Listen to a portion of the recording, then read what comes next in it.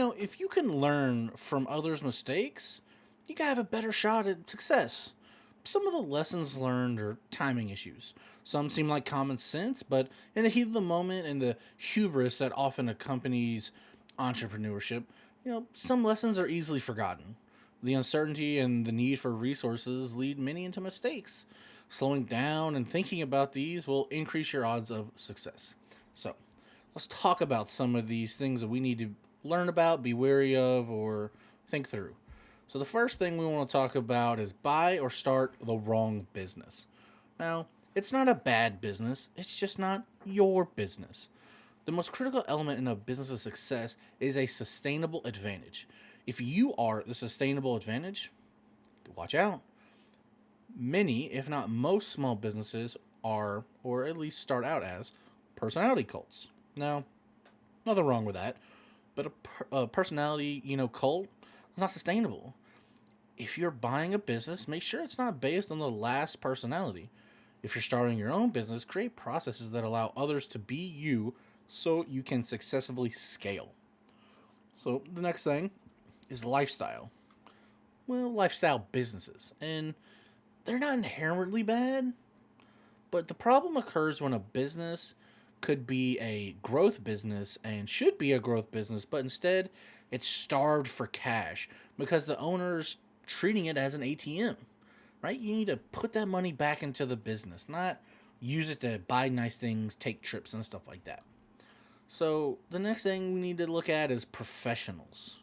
Hire professionals, right? You want professionals with the expertise required for what you're trying to do.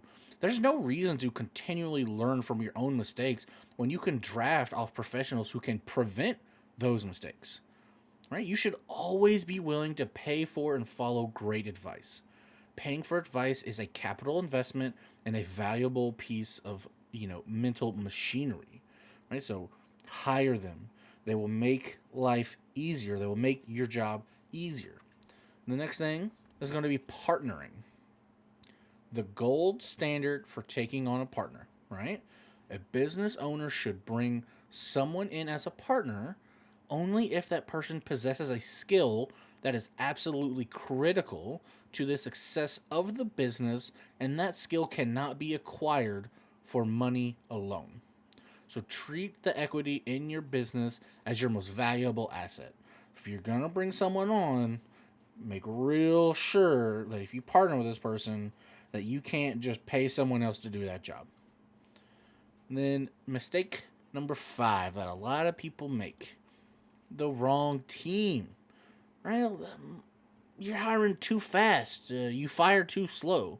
Most entrepreneurs are imbued with a super strong work ethic and boundless optimism. They truly believe that they can change employees, even those with below average skills and drive, and they think they can change them into valuable players through their amazing example and the force of their iron will. It's not true. It's just not true. I'm sorry, I wish it was. That leads us to the next problem: thinking big.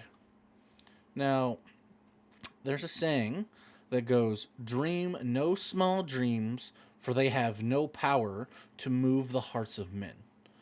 This should inform your business decision. If what you're doing is not leading you to your destination, you're thinking too small, right? Let's repeat that. If what you're doing is not leading you to your destination, you're probably thinking too small. So think big, guys, right? We want to get to that destination. We want to achieve those dreams, achieve those goals, right?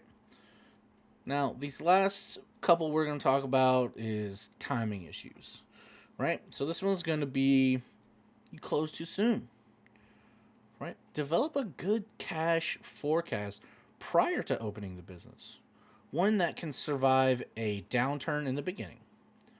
If you're successful in building a brand, even though the business is not yet profitable, it should continue. A brand is the ultimate sustainable advantage and should be fully exploited. So it might be a rough start. Make sure you have enough money in place, but don't close too soon, right? Just, you might need to fill it out.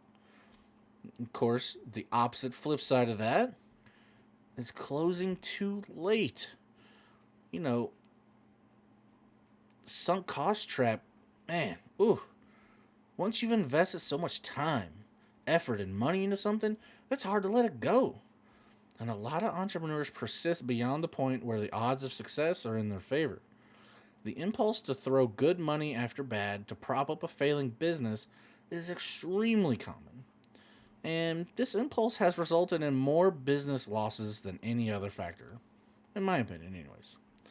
Since some costs are irretrievable, it's let me act like you have only the present and the future because you do. And with that in mind, it's easier to detach yourself emotionally from your past decisions. So just think it through, right? Think it through, look at the numbers, and get your emotions out of it. Now, not closing too soon or too late, but what about selling too soon? Well, it's hard to get the price you want when you want to get out. The idea that the price paid for companies is based on past performance is only kind of true, partly true. However, the idea buyers will actually pay for tomorrow's potential is mostly wrong. By far, the most important data to a buyer is current performance and, based on the company's processes and metrics, how predictive that is of future performance. And keep this in mind. If your company is too early in its life cycle to attract more than one potential buyer, negotiating will be impossible because the only alternative is no deal. Now, just like the other one was selling too soon, you could always sell too late. Timing's everything. Greed is sometimes the reason owners stay too long. They're trying to squeeze out just a couple more years of profit, just a little bit more. Some wait until their energy and passion start dwindling and then take their businesses to market. At that point, the business is generally in decline, if not in full distress.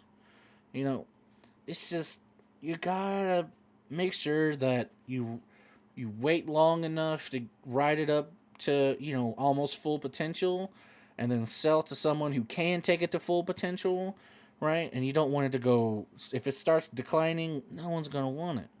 If your business is a lifestyle business, stick with it as long as possible and then close the doors, right? So these are just some of the things, right? Or a couple of things I think are most important to get a grasp on, to learn about, so you don't make these mistakes because they can be costly. But these are some of the most common mistakes as well.